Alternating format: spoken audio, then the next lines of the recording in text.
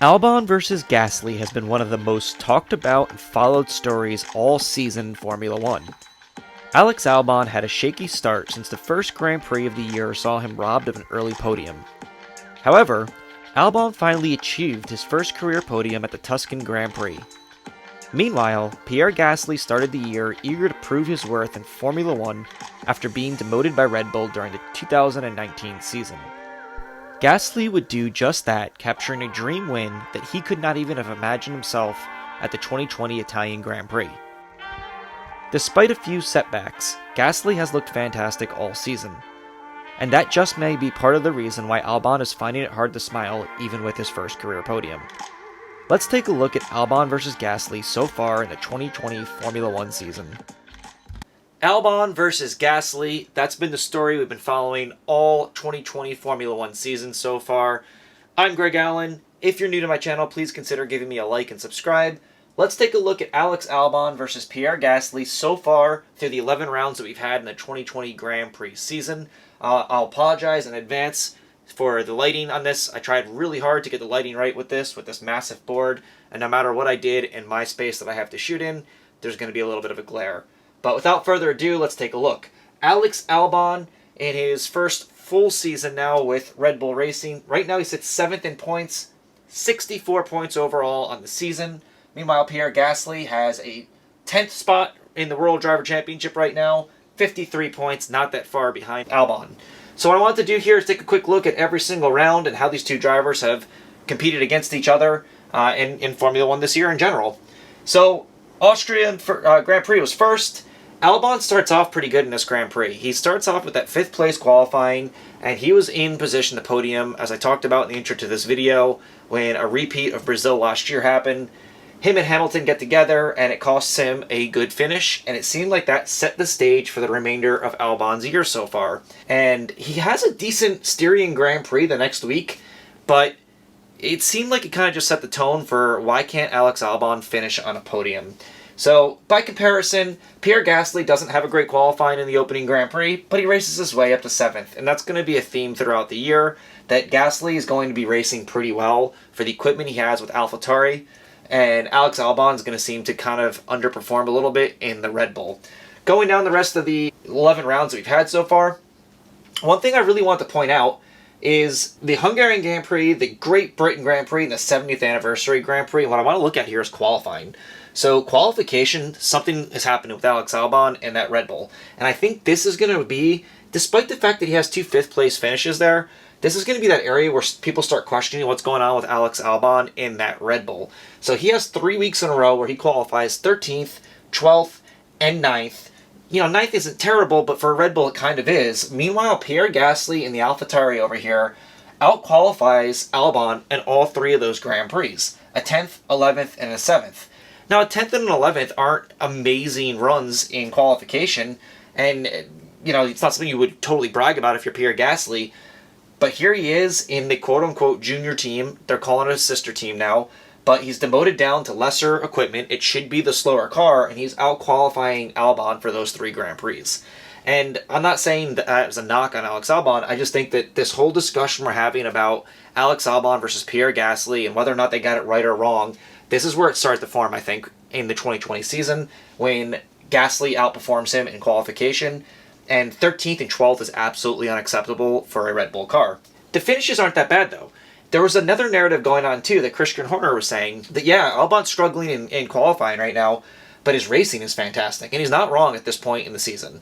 Albon is racing his way through the field, and the narrative that we were getting about 5-6 Grand Prix into this year were, if we can fix Albon's qualification, he should be up in that 5th, 4th, and 3rd position a lot more often. But that's not what the stats totally show later on down the road. Meanwhile, over here, like we said with Pierre Gasly, he has a kind of an up-and-down start to this season. His racing looks pretty good in the first week. Has a rough week 2 where he finishes 15th after qualifying 8th. Has a mechanical failure retirement in the Hungarian Grand Prix. Qualifies 10th, winds up retiring from that race. And then Gasly starts to kind of pick up some steam here and getting a little bit better. He moves that needle here. So a 7th place qualifying, 11th place finish, not great, but then he qualifies as 10th, finishes 9th, qualification at 12th, finishes 8th. And of course, we have the Italian Grand Prix where he qualifies 10th, and Pierre Gasly gets his first win of his career. I don't think anyone could have predicted that coming into this season. Gasly wanted to prove his worth in Formula One. He's done it overall, taking the win out. With his qualifying's gotten steadily better for the most part, and his racing has been really good. Anyone who's been watching Pierre Gasly this year, he's looked really good racing. But that's just an absolute dream scenario. He gets his first career podium after being demoted down to Toro Rosso at the end of 2019, and he comes back and does everything he needs to do to win a race that, yeah, there were some circumstances that put him in that position to win the race, but that was a hell of a battle he had for about 5 laps there to actually win it. Meanwhile, the pressure goes back over to Alex Albon. So we take a look at what's going on with Albon at that time. It looks like he's starting to get a little consistency here. Between Great Britain, 70th anniversary in Spain, 9th place, 5th place finish, 6th place qualifying, 8th place finish. He goes backwards a little bit there. 5th place qualifying, 6th place finish. He's kind of consistently just in that middle of the points right now, right? That 5th through 6th, 7th and 8th. That's kind of where we find Albon at this point in the season. And then things start going the wrong way for him for one more week. At the Belgian Grand Prix, qualifies 9th, finishes 15th. And at this point, everyone now is talking about what is going on. I'm sorry, that wasn't the Belgian Grand Prix, that was the Italian Grand Prix. So, everyone's talking about what's happening with Albon, especially when you look at the comparison directly to Pierre Gasly. Gasly has a win. Albon's back in 15th. And now everyone's saying, why is Gasly not in the second Red Bull seat when Albon seems to be struggling? Albon comes back in the Tuscan Grand Prix and absolutely answers some questions, qualifies 4th, finishes 3rd, gets his first career podium, and you kind of felt after that Grand Prix like a huge weight was lifted off of Albon. And one thing that I think is really a stark contrast between Albon and Gasly here, and I think this might just have to be that Gasly had the benefit of doing what he's done in Toro Rosso and AlphaTauri versus the Red Bull. Albon gets that podium, and a week later, qualifies 10th, finishes 10th, and the week after that, qualifies 5th, and has a retirement in what was absolutely his worst race, probably in Formula One. Maybe in his racing career, when you think about the importance of that race. And he looked absolutely terrible in the Eiffel Grand Prix, and it's funny that in the Red Bull seat now, he finally gets that podium, but just 2 Grand Prix later, we're looking at it and saying, what is going on with Alex Albon? Whereas Pierre Gasly goes down to Toro Rosso, looks pretty good at the end of 2019, gets that podium, comes into 2020. He's had some rough races here and there. And, in the Tuscan Grand Prix, he's out on lap 1 after a bad qualification, qualifies 16th, doesn't even make it, into Q2, which was shocking after winning the race, is out on lap 1, but he follows that up by qualifying 9th, finishing 9th, qualifying 12th, and having an awesome race, racing his way up to 6th just this past weekend. And Gasly's controlling the conversation right now really well. There's less pressure at AlphaTauri to perform, and he is exceeding what the expectations in AlphaTauri were now. Meanwhile, Albon, the pressure at Red Bull is real, and we're seeing that. And he finally gets a podium in a really, really good weekend at the Tuscan Grand Prix, but back-to-back Grand Prix now where he has a 10th place and a retirement. And it has to be said that it was a bit of a suspicious retirement, right? They talk about that a little bit in the broadcast. There were no conversations about Albon having any kind of power unit issues in that race, except that Albon pretty much had things stack up on top of each other from pretty much lap 1 when he locked up his tires, had to pit by lap 8, and then got into entanglement with Kvyat, and gets a 5-second penalty, and things just kept getting worse and worse, and somewhere along the line you kind of think maybe Red Bull decided to just pull him out of that race and retire him, that it wasn't going to get any better, he might not finish in the points, and saying that some sort of mechanical failure might spare a little bit of the questions they might be getting. Of course, it's a bit conspiracy theorist, but you never know what's going on there. All of these questions are coming back up now because of these last 2 weeks. You would have thought that a podium would have put the conversation of Albon versus Gasly to bed for now, especially with how much Red Bull has backed Alex Albon and Christian Horner has backed Alex Albon so far. That should have been enough, but it isn't, and we're still talking about it, and I'm still talking about it because there's a lot of debate on the internet about it. It comes up over and over again. Now, my opinion on the situation is this. For me, it's not so much of whether or not should Gasly replace Albon in that second Red Bull seat. I think everything we've heard from Red Bull this year, Christian Horner is pretty set on not bringing Pierre Gasly back to Red Bull. Whatever happened there didn't work in 2019. But I think we have a whole new question coming up now that we've seen kind of floating around the internet a little bit. Even if Alex Albon isn't going to be replaced by Gasly, that doesn't mean he's not going to be replaced by someone. And I think the conversation is now starting to switch over to Could someone else from outside the Red Bull organization wind up replacing Alex Albon? A Nico Hulkenberg, who we found out was on standby for Red Bull going into this weekend.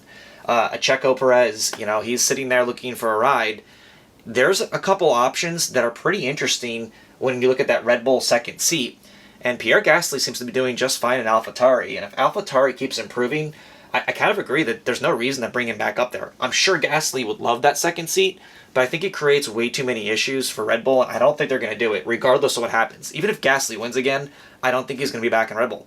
I just think that he had his chance, and they don't want to go down that road again. Maybe, it's just they don't want to admit they're wrong. I don't know, but I don't think it's going to happen.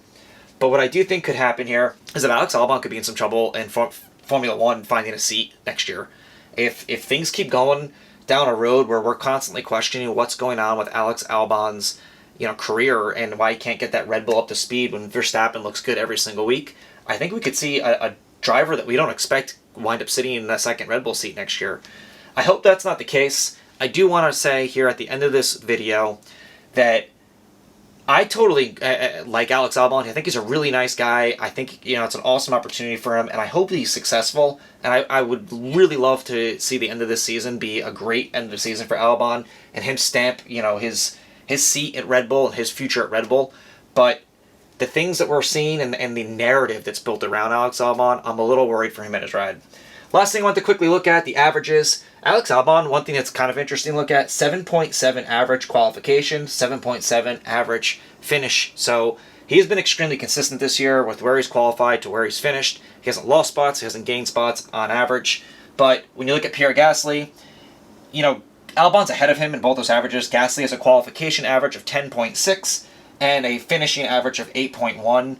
And that's really important to me is that 8.1 average. He's not even a full grid spot off of where Albon is and what's supposed to be significantly, maybe not significantly, but worse equipment. A quote-unquote junior team is what they were, and it was considered a demotion, and he's pretty much right on the heels of Alex Albon with that AlphaTauri. So, pretty interesting to look at. Let me know what you think in the comments of Albon versus Gasly. Do you think that Gasly actually has a chance of replacing Albon in Red Bull?